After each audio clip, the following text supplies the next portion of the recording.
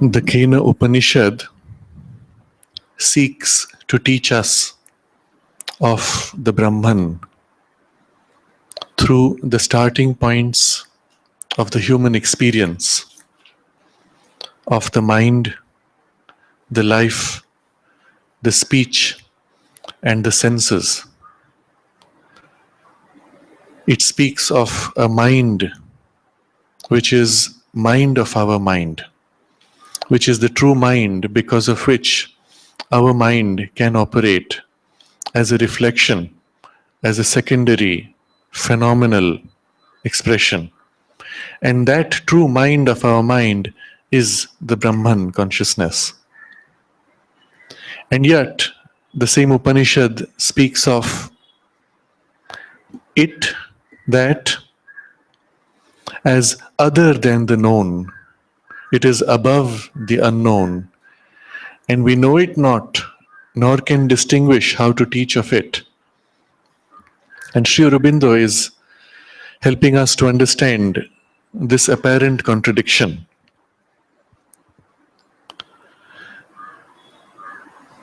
We are unable to know that because the Brahman is other than the known. And what is the known? Sri Aurobindo writes, the known is all that we grasp and possess by our present mentality. What is beyond this present mentality is the unknown. But this known is, he says, it is all that is not the Supreme Brahman, but only form and phenomenon of it to our sense and mental cognition. These are the two means by which we can know, through the senses and the mind which sees through the senses. And what we sense with the senses and what the mind sees through the senses we call the known. What we cannot see through the senses, what the mind cannot know through the senses, we call unknown. So when we speak of things which are not accessible to the senses, we say, oh, that is unknown, unreal, perhaps even.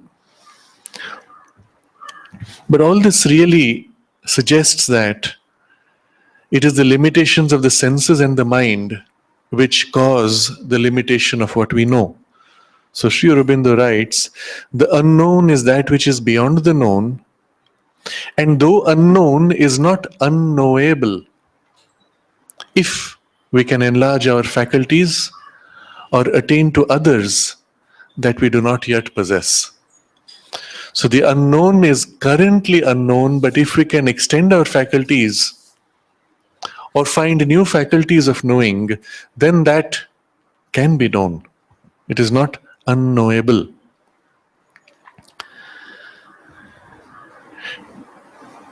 In certain recent explorations in consciousness, scientists have sought to describe what are all the possible senses that one could have. We are, of course, used to 5 senses as we traditionally classify them. But even within these 5 senses, there are so many finer distinctions. And in one of the articles I saw, written by a clairvoyant, he writes almost 20 different kinds of sense perception that should be possible, including, for example, sensing electromagnetic fields.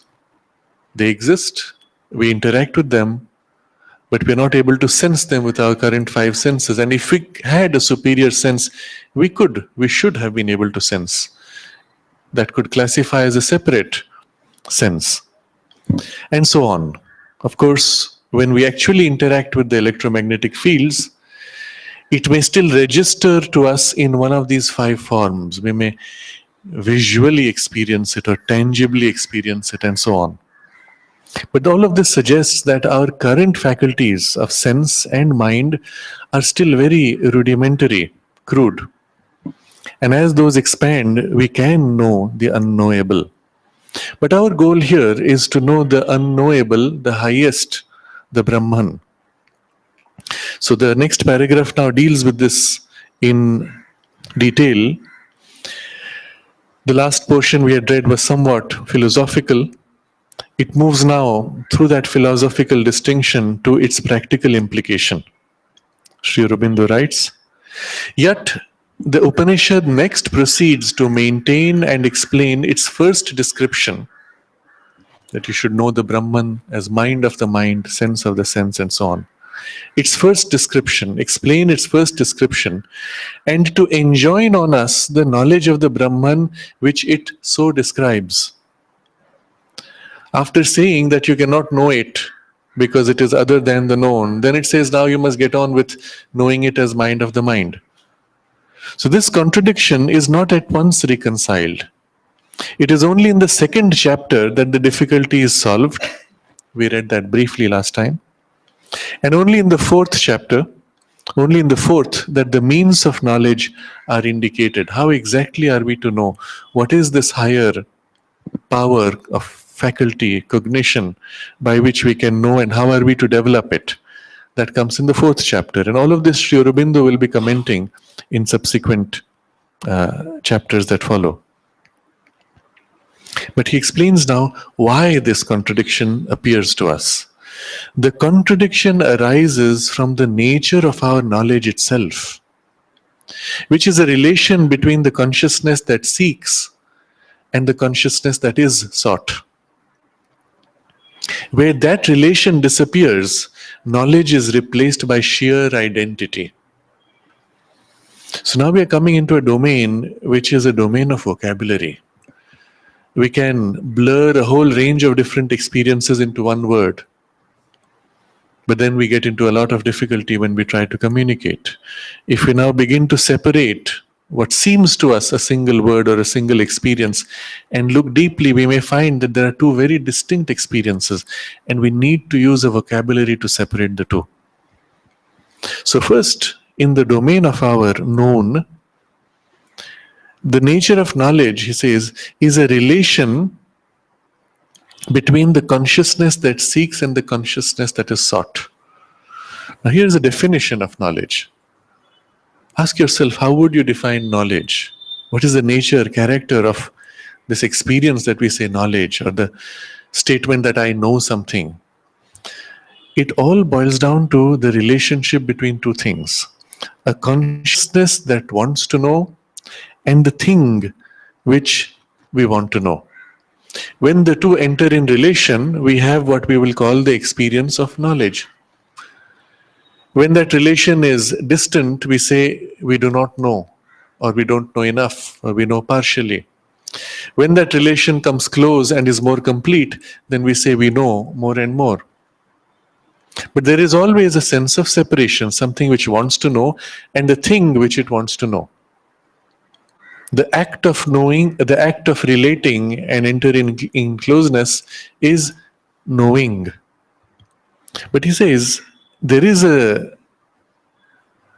possibility that the relationship itself is removed.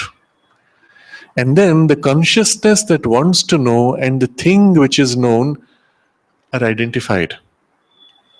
In that case, we may still use the word knowledge, but it's something totally different. We will call it sheer identity. In the transition from the first to the second, there are degrees and degrees. But there's a point where we can say, suddenly the whole thing vanishes. The relationship vanishes. There is only identity. What is that nature of that transition point? And it's one of those things which mind cannot comprehend. It's the same as trying to reach infinity. As you try to continue and continue and continue, you're always in the finite domain. There is no point when suddenly now you touch infinity. As long as you're in the domain of wanting to know, trying to know, to reaching out, there is never the experience of identity.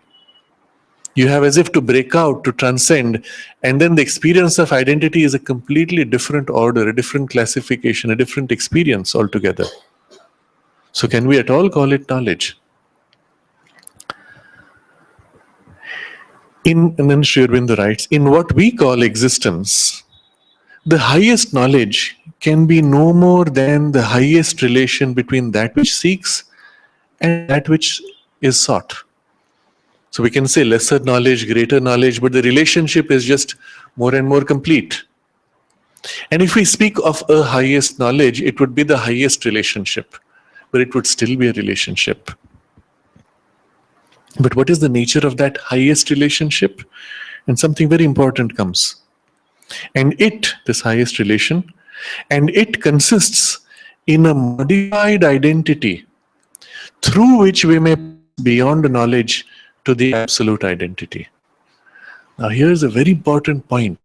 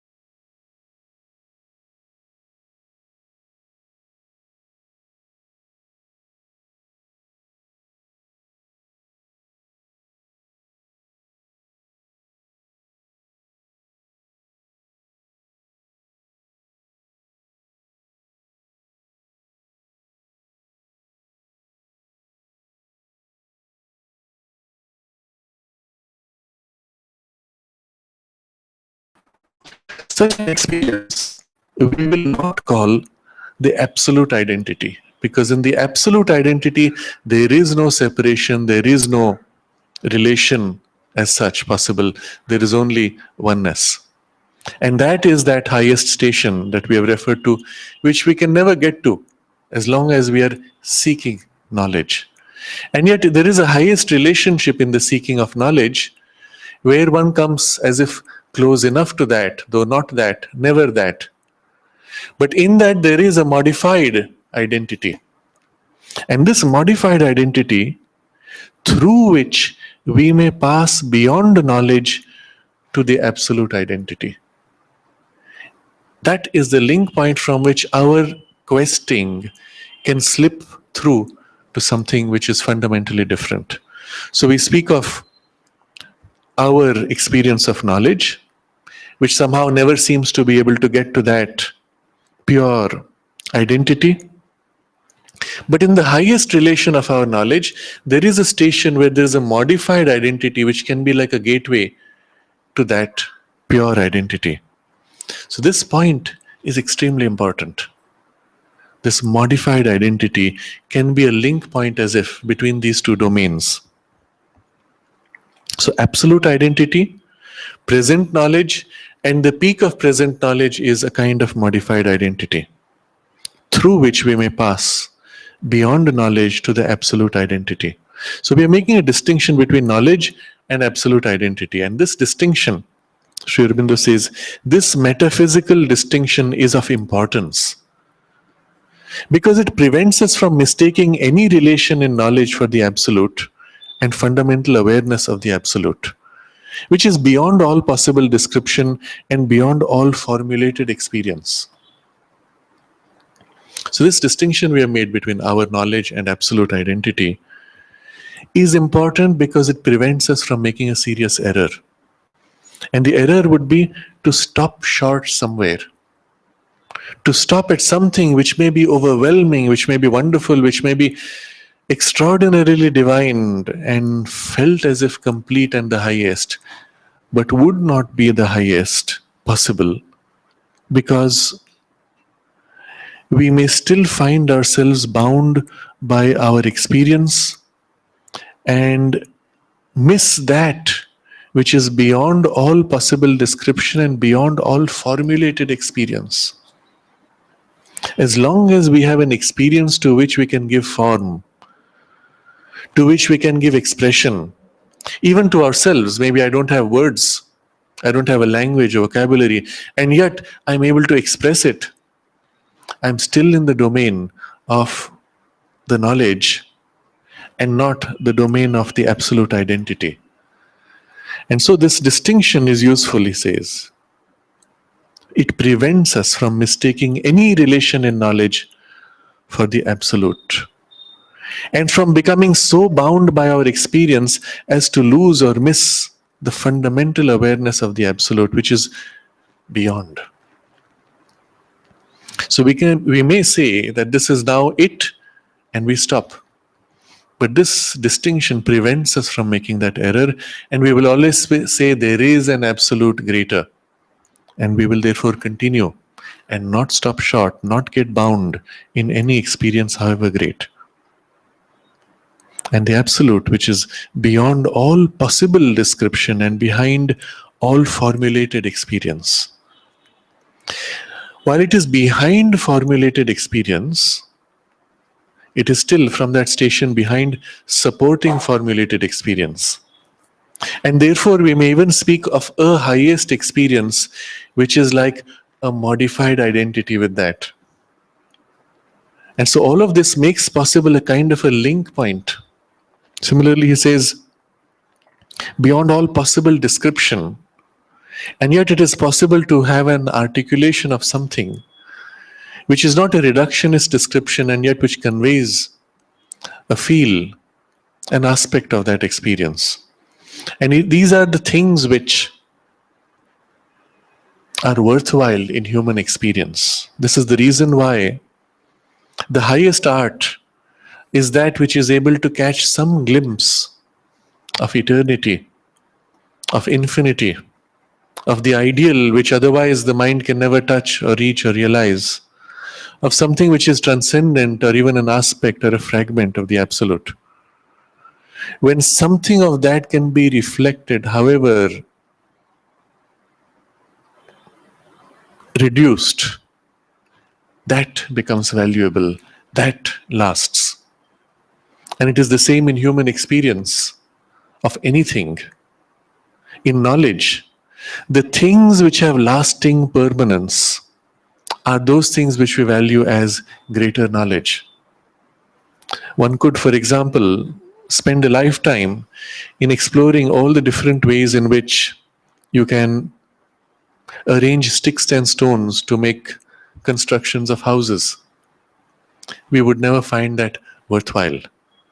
But if we go deep enough and understand the principles behind which make possible the sticks, stones, and their arrangements, those principles are universal and probably eternal. Those we would consider highest knowledge. And in the same way, in human relationships, we can spend years chatting, sharing experiences, talking about things.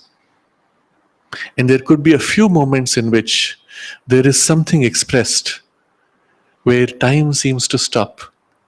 Something of a true beauty, a true harmony, or a true love is felt. And those are the moments which define the meaning of human relationships too. And there is such a thing possible because although in the domain of the divided consciousness, there can be something like this, a highest knowledge, a highest experience in which there is a modified identity through which we may pass beyond to the absolute, whether in knowledge or in anything else. So this, he says, making this distinction is important because it prevents us from mistaking any limited relation for the absolute and becoming bound by our experiences.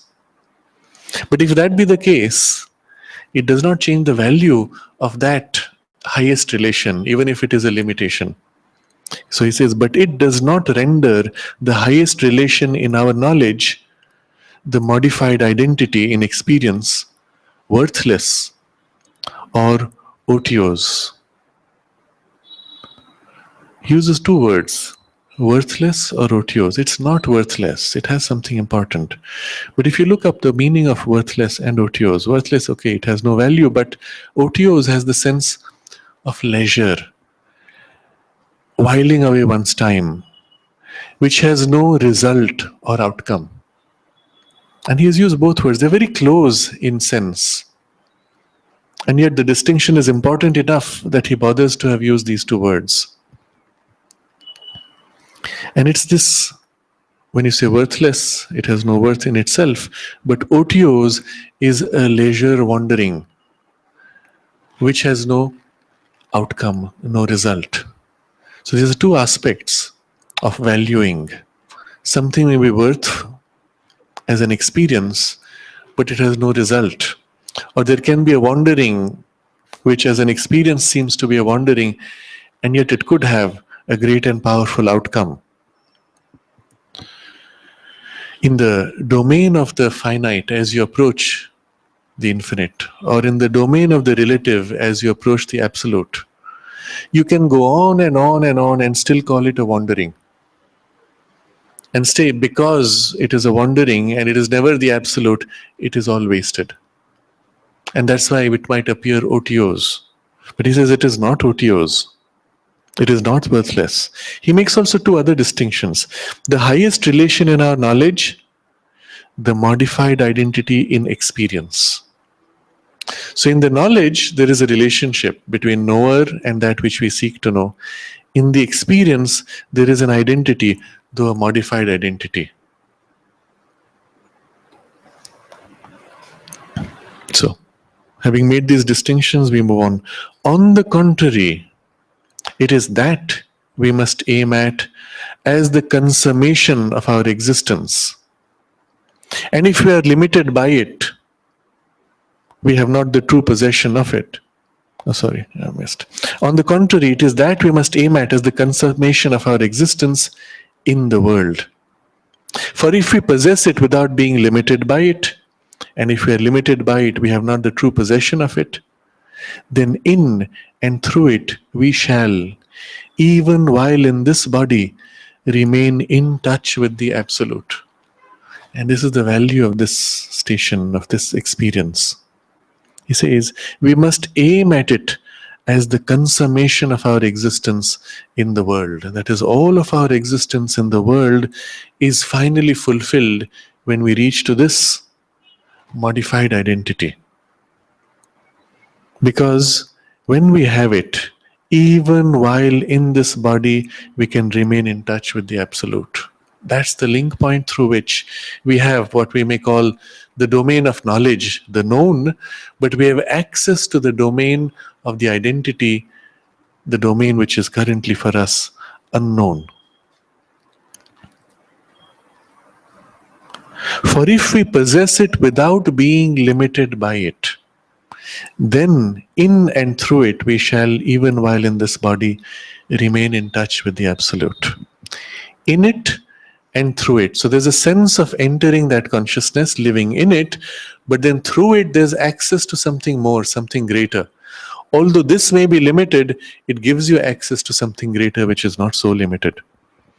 But being a kind of a bridge now between the relative and the Absolute, you can be in the consciousness of the body, and therefore necessarily in the consciousness of the relative, and yet remain in touch with the Absolute.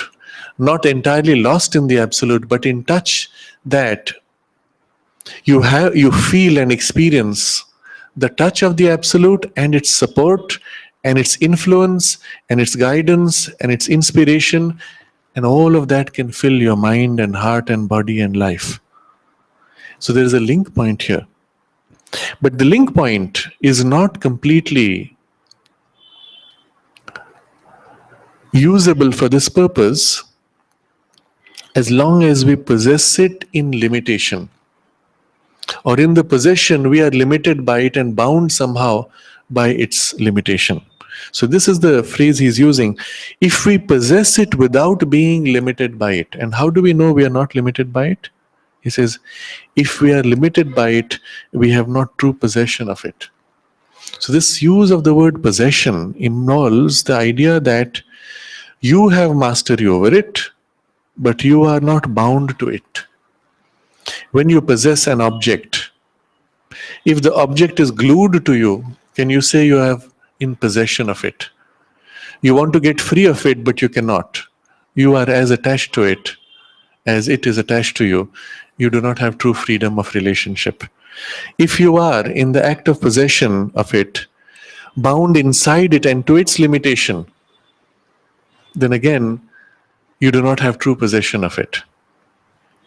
In Africa, a certain tribe catches monkeys by placing a small pot with a small opening, puts peanuts inside and ties the pot to a tree.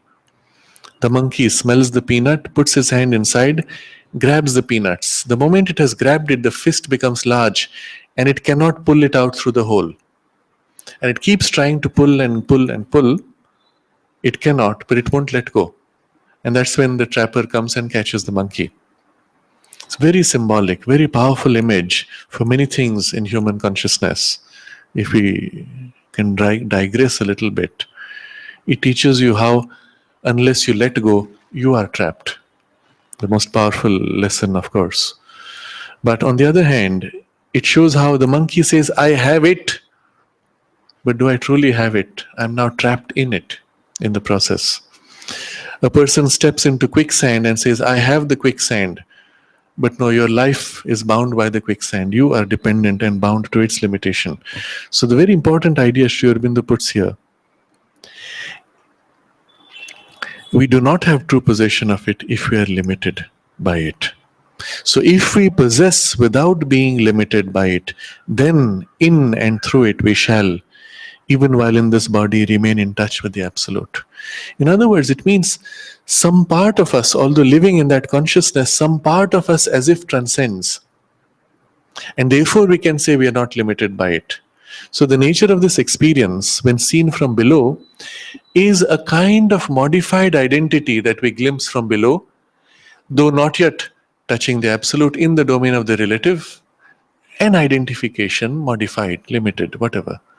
But when you actually enter that experience, you experience an identity, but there is a consciousness that can also be experienced in that identity, which is felt as transcending the limitations of that identity. It is through this that the contact is made, that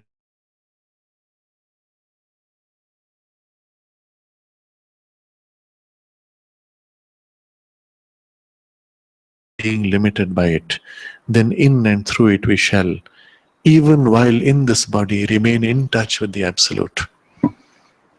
This particular knowledge of even this possibility is crucial for the future of humanity. If we stopped short with a mental understanding of things without the possibility of such a deeper experience being verified, validated, and even transmitted, we would always say the absolute remains ever beyond unknowable. We are forever trapped in the relative, and the only way to get to the absolute would be to abandon all identification with the relative. And then when in the absolute, you cannot know the relative. Such would be the logic of the human mind, which needs to divide. It cannot know truths in a true unity of experience. It cuts up, it separates. And that's why it creates this division. And therefore, those who study philosophy end up arguing and fighting. But when one enters experience, and especially an experience which can transcend our limitations of mind, then these truths are seen and known, can be articulated, but still the test is in the verification experientially. How then are we to get that? The means for the attainment of this highest knowledge is the constant preparation of the mind by the admission into it of a working higher than itself, until the mind is capable of giving itself up to the supramental action which exceeds it and which will finally replace it. So this is, in short, the means. We will see towards the end of this chapter further elaboration on the means, and in subsequent chapters even more detail. But this is the broad principle.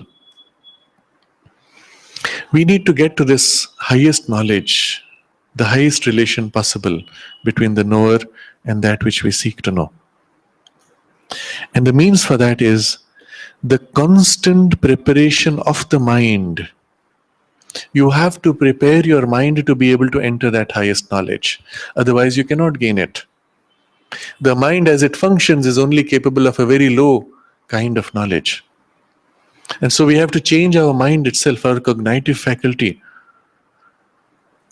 Remember the description earlier, if we enlarge our faculties or attain to others that we do not yet possess, then we can know the unknowable. And so the mind has to be prepared. How? By the admission into it of a working higher than itself. So we recognize that there are gradations of consciousness which have a higher and a different working. And those workings have to be admitted into the mind. In other words, the mind has to first let go of its habitual means of knowing. It must then open to higher means of knowing, not only receive them as influences, not only receive them as reflections, but receive them as infusions, incursions, entering into the mind. That's why he says, admission into it. That higher working enters into the mind, and until the mind is capable of giving itself up to the supramental action which exceeds it and which will finally replace it. The mind itself gives itself up, something greater now, which is exceeding, replaces the mind's working. And at that point, shall we say we have mind?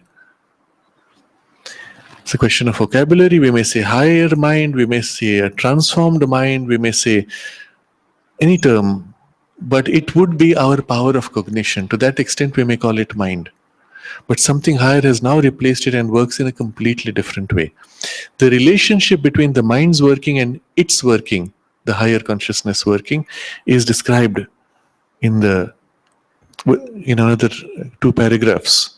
But we see here something totally different needing to settle in. Is this something new? Sri Aurobindo looks back at the whole journey of evolution and says it's exactly what has happened in the past.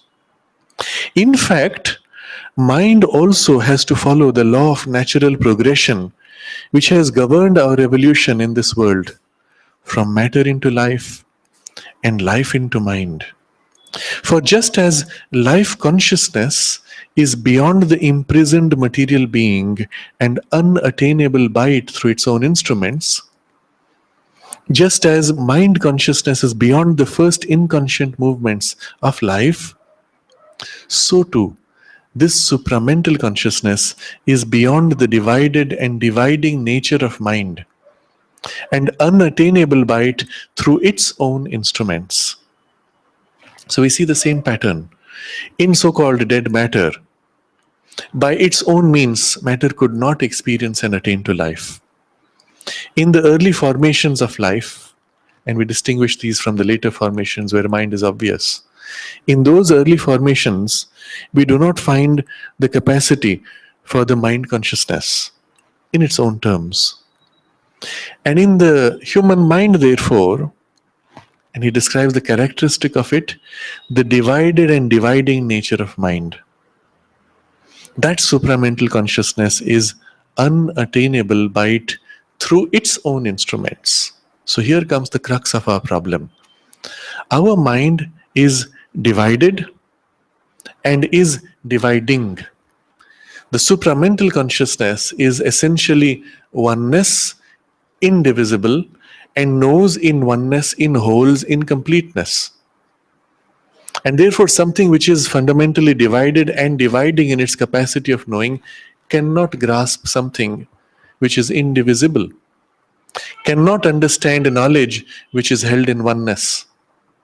In the very act of trying to reach it, it will break it, distort it, pervert it, reduce it to its own terms. This struggle we find all the time when we try to know things in the world. In the very act of knowing, our hand, as if reaching out to grasp an ocean, takes in a cup full of water and brings it to us to drink. In that act, we have captured ocean, we say, but we have only captured a tiny part of it. And as we drink it, we say we know ocean, we have only known a tiny portion of it.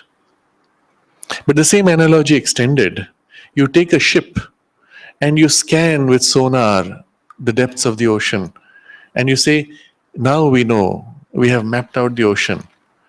But actually, from a higher perspective, we have only done the same thing, grasp in our little hand, perhaps a larger hand, an aspect, a piece, a fragment. We never know ocean. And the only way we can know ocean is when in consciousness we merge into oneness of the ocean. But an absolute identity would be such that it would be inaccessible or would involve complete loss of individuality. But there is a modified identity possible in which I step into the waters and in my consciousness merge into the vastness of the ocean. I become one with the ocean, and yet I have reference to I as a consciousness that is entering in relation to the ocean. I may experience oneness of merging, but I am able to return to an I, which now widened, freer, vaster, transformed by that identity, yet is an individual. A drop meeting the ocean, but a drop that still knows itself capable of relating to ocean as a drop, while still being immersed in the ocean. So these things seem to be a little contradictory to the mind's dividing consciousness. But when we try to feel quietly within us, it opens deep resonances. And the parts where we feel the resonances are what we would call our intuitive parts. In our intuitive consciousness, we sense the truth of it, not only the truth of it, but the necessity and the inevitability of it in our own personal development and evolution. I recall a similar argument which took place. Dr. Kirit Joshi had organized a conference on supramental consciousness, and the theme, I think, was universal personality. And there was a conventional philosopher, very senior, respected, many papers to his credit, very big name in India, perhaps in the world. And he had a whole paper saying, personality and universality are contradictions. You cannot have a universal personality. The moment you're universal, you cannot have personality. If you have personality, you cannot be universal. And he gave all the logic and arguments for that. Dr. Kirit Joshi was patient and he tried to argue it out. Then during the Q&A interactions, I proposed something to him. I said, if a personality is able to enter into universal experience, and then come back into personality and experience how his personality is now changed in relation to that experience, could that not be a starting point for a universal personality? I left it at a very tentative, suggestive point of contact. And this man got very upset. The professor turned to me and angrily shouted, "That is the problem with you people who do not study philosophy." But he never gave an answer. He never could counter it with his logic or vocabulary. So he had to resolve to anger. It is something similar here. We are talking of something which is in the experience accessible, and we sense it in our own deeper parts. But if the mind became too narrow and too limited, it could argue such a thing is not possible. So Sri Aurobindo says here, so too this supramental consciousness is beyond the divided and dividing nature of mind and is unattainable by it through its own instruments. Its own instruments are our instruments of division. And yet in our mind there is a possibility of an experience in which we let drop the division, let drop the instruments of dividing nature, and turn to a sense of deeper oneness, deeper unity, and a possibility of identification even in mind and through mind. And that could be the beginning of a higher possibility. And therefore the first step in all the training is learn to quiet your mind, even silence it, at will and for as long as necessary. This is the first requirement Sri Aurobindo places for developing the intuitive consciousness. But through such a process, the mind can begin to open to experiences beyond itself.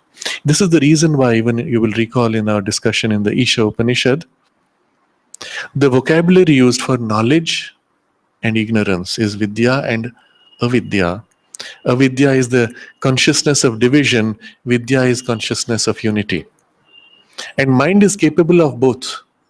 But when it turns to consciousness of unity, that is vidya, that leads to true knowledge. Although still in the domain of a divided consciousness, it leads in that direction and therefore it is vidya. So, again Sri Aurobindo looks back at the means of the transition that took place in evolution. But as matter is constantly prepared for the manifestation of life, until life is able to move in it, possess it, manage in it its own action and reaction, as life is constantly prepared for the manifestation of mind, until mind is able to use it, enlighten its actions and reactions by the higher and higher mental values, so must it be with mind and that which is beyond mind. So in the way he has formulated, he is describing to you what was the nature of preparation in matter and in life. And then he says, so must it be for mind. He does not describe here what is the preparation for mind, because that is the theme for the subsequent 2 or 3 paragraphs. But we look back to study what was the nature of the preparation for matter and for life. The preparation needed by which that higher possibility could manifest. So he says, matter is constantly prepared for the manifestation of life until life is able to move in it, possess it, manage in its own actions and reactions. So, three things required. But first, before we even look at those three things, notice there's a shift in the tone. In the previous sentence, when he was describing the evolutionary steps, he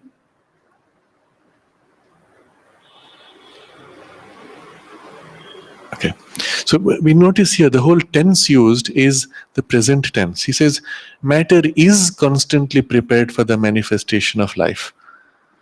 He doesn't say matter was prepared in past evolution, life was prepared for mind. He says is prepared. And there are two implications for this.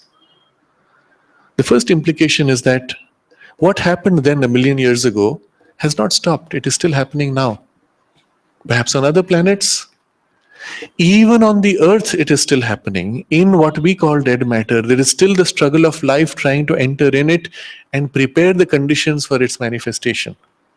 Isn't it? That has not stopped. Just because it attained to some expression of life a few billion years ago and formed those life forms, it has not stopped attempting to manifest in the rest of the material substance. So the process of struggle as it took place a few billion years ago is still ongoing. But there's a second implication, far more profound, which has meaning for the whole future. And that is, life had struggled to enter into matter and prepare it for its expression. Whatever it has achieved in its expression is not the end of its possibility. There is still an ongoing process to deepen further the possibilities of life in matter. And that process is still on. And equally, the effort made by mind to enter into life, and it has formed so much that is ongoing in current life, that is in plant life even, mind is currently attempting to enter and develop mind consciousness, as in all other places where mind is not fully expressed. Even in the bacteria consciousness, where we will say rudimentary of mind is barely seen, if at all, there may be an attempt, or there is a continuing attempt from mind to continue to establish itself. But more profoundly, there is this attempt to expand the scope of what has been developed. And this effort is aided by that which descends from beyond mind. When supermind begins to enter mind and prepares mind, the mind itself now is able to act on life with a greater power, and that life is able to act on matter with a still greater power. When supermind descends not only in mind but descends into life, that life now has a greater power to transform matter in ways that are currently unimaginable to us. Why? If you look at our capacity to imagine life form, it has always been limited to what is familiar to us. If we had grown up in a consciousness which was disembodied, no form, if we had never seen any life forms of matter moving around, animals or plants, and if all our living memory was to see rock and volcanoes and oceans and no life forms, we could never conceive of matter which could become living substance and live separately from the rest of matter and move around or express even ideas and knowledge and complex mind. Such a thing is impossible. It is miraculous. Each great step of evolution has been miraculous, involving a complete reversal of the previous condition. Life is opposite of the death of matter. Mind is the opposite of the unconsciousness of life. And supermind is the complete opposite of mind's divided and dividing consciousness, and therefore inconceivable to us. And yet, as it enters somewhere deep within in our superconscious or intuitive parts, we feel the vividness of the possibility working in us. even we feel an aspiration for its fulfillment. Those moments we have to catch, those movements we have to catch. They are the precursor preparations of that influence entering our mind.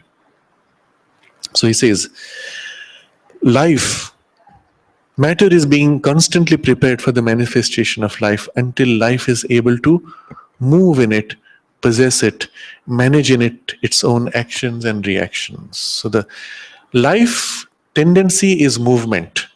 What is contrary to matter, dead, not moving. Or if incidentally it is moving, it is incidental to something else making it move. It does not move by itself. But when life enters matter, it moves itself by itself. This is the first sign of life, a movement. Let's say you're on a planet exploring, you see nothing which is living. Suddenly, a movement in the corner of the eye, and you turn. That is the first sign there might be something living. Second, move in matter, possess matter. Life takes matter until it grips it fully and can exercise in it. Identifying completely is so that you cannot separate life from matter itself. The matter processes are now life processes. And you're not sure whether life is driving matter or matter's processes are creating the effect of life. There is a complete identification, possession. Third, manage in it its own action and reaction. So now life begins to come into its own. What it wants to do, it is able to manage in the body. So the first step was life entering matter, life moving in it, and therefore movement is its first expression. Second, possessing it, where now the two are merged. And third, exceeding it, and is able to express what it wants, organize what it wants in its actions and reactions. So now life sees here is an impact of some substance which is useful for my growth, and it reaches out to grasp. Here's a touch which is harmful for my survival, and it pushes out or creates a contrary reaction. It manages its reactions and actions. No more matters mechanical action reaction. And next level, as life is constantly prepared for the manifestation of mind, until mind is able to use it, enlighten its actions and reactions by a higher and higher mental values. So two things. First, mind must use life force. When it enters life force, it puts into life and life form values of the mind. And values of the mind include improvement, self-improvement, organizing, rationalizing, bringing structure and order. Wherever you see life forms, not chaotic, but expressing order, organizing their environment, organizing themselves in tune with the environment, you say mind. Here's an interesting example showing how far the limits could be. It's an example I've used many times. We saw this in a news item in 1992 around. Maybe I'm off by a year. I'd kept a cutting of it, but somehow I couldn't find it later. It was an experiment done with bacteria in a petri dish into which a poison was put which killed it. Millions of bacteria died and a few bacteria survived, very small number, all of which survived had one single mutation which made it immune to that poison. And the point the scientists made was, how did the bacteria genes know what is the mutation required to counter exactly this poison? Strange, isn't it? And this proved, they said, intelligence in the bacteria. Now, intelligence could be instinctive, very low level, but still intelligence is intelligence. It could respond to its environment in knowledge that involved order of relationship, structure, logic, order in the relationship of the response to the environment. That is always a sure sign of mind. So there is a mind operating embedded at the genetic level, genetic structure, able to modify its circumstances as it needs with intelligence in order to modify life process and matter. So mind is able to use it. First level it is using. But second level is when mind comes into its own and allows a greater exceeding. Enlighten its actions and reactions by higher and higher mental values. So whole process of change starts rapidly. There are higher values of mind and still higher levels of values of mind, and there's a whole unending possibility of minds all the way to the highest ideals. But each of these levels successively enlightens its actions and reactions. So the first level of action reaction might be survival. But after that come these values which have nothing to do with survival. They are not at all needed for survival. And yet they make possible a higher fulfillment of life purpose, meaning, values which belong to mind. So we eat for survival needs. You could take all the food, blend it into one big mush, swallow it, and that's it. There's a man who has developed a formula in which all the requirements of human body are perfectly put in right proportion, and he has proved that he can live on that for years and be healthy. Would you like to do that? Probably not. Somehow we feel we're missing the joy of the eating experience. But why do you need to have joy of eating? It's just for your survival that you need food. No, but there's something more to it. Of course, we can even bring into it spiritual value of the consecration and so on, but still, there's something there which is a mental value of creating a variety of tastes, taking in those tastes, enjoying them, mixing those tastes, arranging the food, bringing into it color. For a long time, I did not even notice the value of color in food until while traveling in an airplane, they had a feedback form that asked about the food: taste, color, arrangement, quantity. I said, what? Color and arrangement? Oh, yeah, these people actually value that. And then I began to notice in what way they were trying to arrange, how they were managing colors. Of course, at that point, I discovered there's this whole dimension to the cooking which I was completely unaware of, which is a well known thing. But these are all signs of higher refinement of values which belong properly to the mind, have no place for pure life instinct or matter. Beauty is essentially a mental experience. It is not a life experience or material experience. It is mind looking through the senses which gives the value and says, this is beautiful. You remove the mental awareness, it doesn't matter. And there is equally something higher than beauty, which is the acme of beauty, which this mind is unable to access, but those higher levels of consciousness can access. And that we call rasa, taking the delight behind. And our experience of beauty through the mental consciousness is a diluted, reflected, reduced expression of this pure, essential delight taking through forms. The rasa, they're taking the sap, the juice. Rasa literally translates as juice. Taking the juice of the divine delight in things.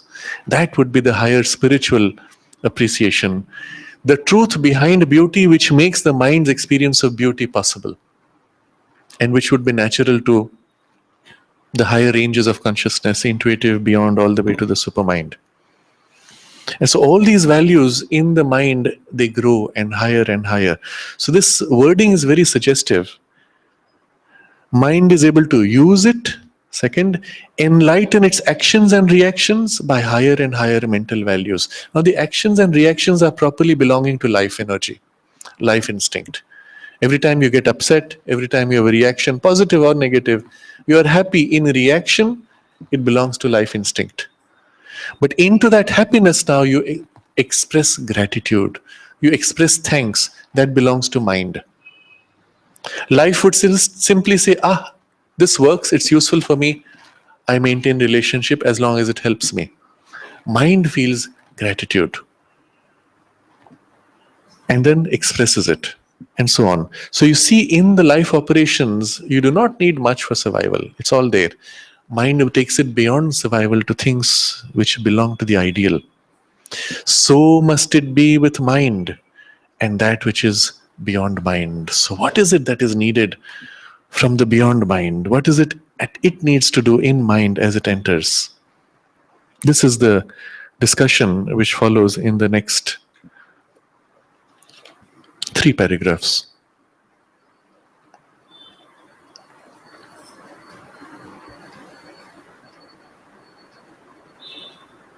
So we will take this up next time for a detailed study. So we pause here and look back. We look back and notice that in this domain of known, there is a knower, the thing which is sought to be known, and then the knowledge, which is a relationship that deepens and grows. This relationship we can take to higher and higher levels. And there is such a thing as we can have the highest level, whatever it is that we can reach. As we approach that highest level, we experience greater and greater sense of identity, although modified identity, identity in difference. If we see this as the highest, then already steps towards that would involve greater and greater identity. If we observe the nature of mind and knowing, we always find ourselves leaning into something as we try to know it in mental consciousness. Notice this process. Create in mind the conditions which are helpful for the identification, and in the identification to know. Whenever you know something, even if it is purely informational, factual information, try to feel through that informational touch a deeper sense of contact with the thing of which you know. Try to feel behind principles, not informational knowledge, but non-informational principles of life, science, insights. As you feel those insights, try to feel somewhere deep within you some part that connects, or some part that already knows or feels familiar with this knowledge. And in this way, your mind is taught to lean towards some part where we feel unity, identity, or reflection of identity even. And this would help us consciously to grow higher and higher in the relationship with the knowledge. Every time you know something, lean into the knowledge itself and the experience of knowledge to feel that part of the knowledge which feels true in identity rather than merely superficially. And in this way, we start that process.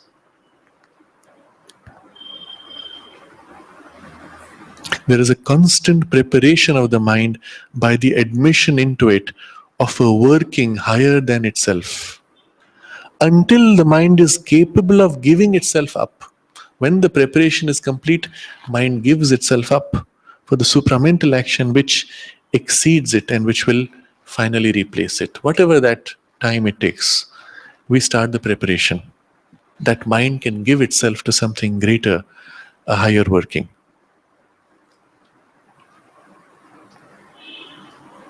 In the last paragraph where he discusses the means, but for this reason, the feeling out, the attempt at acquisition can only succeed in proportion as the mental being abandons his characteristic mentality and its limitations in order to rise beyond to that mind of the mind, which is his origin and his secret governing principle.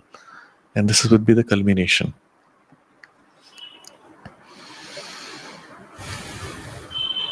Sri Aurobindo himself has passed through all these steps and stages, therefore recognizes in the text of the Kena Upanishad the way the text is leading us to them, and the Rishi himself, in formulating these experiences, has infused his experience and the access to and the contact with these higher regions of consciousness into the very formulation and the power of the words in the Kena Upanishad mantras.